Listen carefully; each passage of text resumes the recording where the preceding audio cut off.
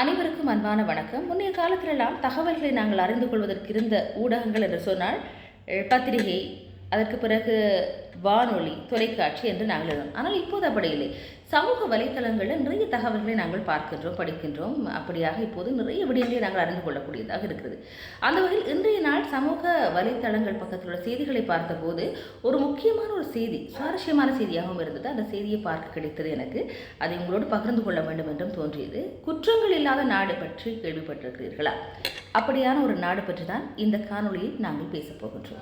கிட்டத்தட்ட 700 ஆண்டுகளாக குற்றமே இடம்பெறாத ஒரு கிராமம் இருக்கிறது. எங்கே அப்படின்னு சொன்னால், கிழக்கு ஆசிய நாடான இந்தோனேஷியாவில் உங்களுக்கு தெரியும் 87% மக்கள் இஸ்லாமிய மதத்தை பின்பற்றும் இஸ்லாமியர்கள் பெரும்பான்மையாக வாழும் ஒரு நாடு. அதே நேரத்தில் மற்ற மக்களும் அங்கே வாழ்கின்றார்கள். பாலி மாகாணத்தில் அமைந்துள்ள பங்லி மாவட்டத்தில் உள்ள பேங்லிபுரான் கிராமத்தில் பெரும்பான்மை மக்கள் இந்துக்களாக இருக்கிறார்கள். அப்படியான ஒரு கிராமமாக அது இருக்கிறது. டென்மார்க்கில் உள்ள அரசு சாரா நிறுவனமான கிரீன் டெஸ்டினேஷன்ஸ் அறக்கட்டளை உலகின் முதல் 3 சுத்தமான கிராமங்களில் ஒன்றாக இந்த கிராமத்தை அங்கீகரித்திருக்கிறது.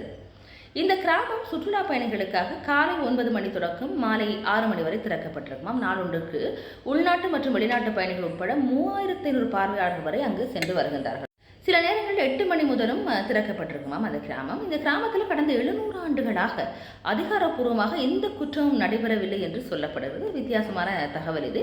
இந்த கிராமத்தில் குப்பை போடுவதற்கும் மது அருந்தவும் தடை விதிக்கப்பட்டிருக்கிறதாம்.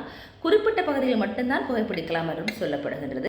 அதோடு அங்குள்ள பெண்கள் அமைப்பு ஒவ்வொரு மாதமும் ஒன்று கூடி அங்குள்ள குப்பைகளை எல்லாம் அப்படியே சேகரித்து அதை அப்படியே அங்கிருந்து அகற்றுகின்றார்கள். அதாவது கழிவுகள் குவியாமல் இருப்பதை இந்த பெண்கள் உறுதி செய்கின்றார்கள்.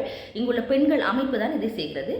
கரிம கழிவுகள் உரமாக மாற்றப்படுகின்றன. பிளாஸ்டிக் போன்ற மக்காத பொருட்கள் மற்றும் ஏனைய பொருட்கள் மறுசுழற்சிக்கு அனுப்பப்படுகின்றன. காற்று மற்றும் ஒலி மாசுவை குறைக்கும் வகையில் கிராமத்தின் உள்ளே மோட்டார் வாகனங்களுக்கு தடை செய்யப்பட்டிருக்கிறதாம்.